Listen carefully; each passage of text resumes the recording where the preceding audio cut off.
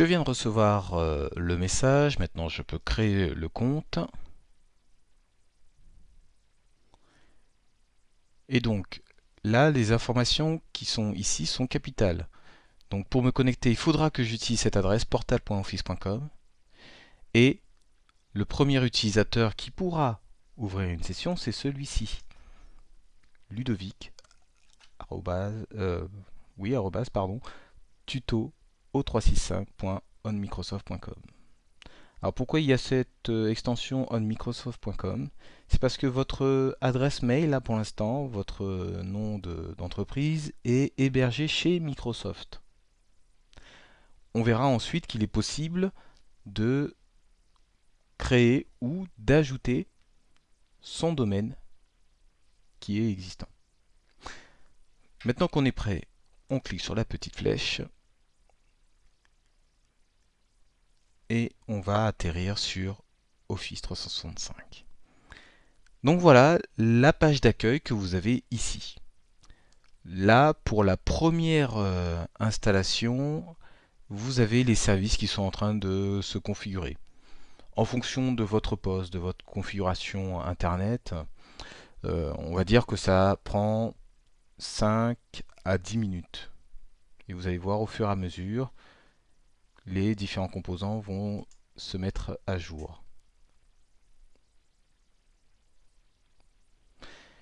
Ce qu'il faut savoir, c'est que comme vous êtes administrateur général, c'est vous qui avez le plus de fonctionnalités.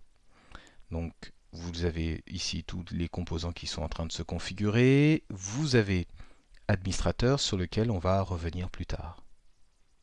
Ce qu'il faut savoir aussi avec Office 365, c'est que vous avez des composants qui vous sont ajoutés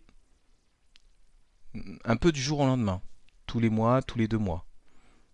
Par exemple, pour ce début de 2016, vous voyez Power BI. Précédemment, vous avez eu Sway ou vous avez eu encore Delve. Ça, c'est vraiment typique d'Office 365. C'est pour ça qu'il est bien de lire les messages que vous donne Microsoft. Au niveau de la navigation, vous avez ici à gauche l'accès rapide. À partir de celui-ci, vous pouvez accéder à n'importe quel composant d'Office 365. Vous avez ici la possibilité de revenir à la page d'accueil de n'importe quel composant. Vous pouvez également obtenir les applications Office 2016, c'est-à-dire que vous pouvez installer tout le pack Office sur votre ordinateur. C'est lié à votre abonnement Office 365. Et vous avez également quelques options, ça c'est si vous le souhaitez. Vous pouvez être sur Bing ou MSN pour votre moteur de recherche et votre page d'accueil. Et vous pouvez également modifier votre langue. Vous avez aussi là les paramètres. Ces paramètres sont différents en fonction de l'application dans laquelle vous vous trouvez ici. Vous avez l'aide qui est accessible à tout utilisateur et vous avez votre compte et vous pouvez voir ce qu'il y a sur vos paramètres de compte. Et pour finir, on va parler des notifications. C'est dès que vous recevez un message d'Office 365, ça peut être par exemple de renouveler votre abonnement, ça peut être un mail ou d'autres choses qui vont vous informer de ce que vous pouvez faire par exemple.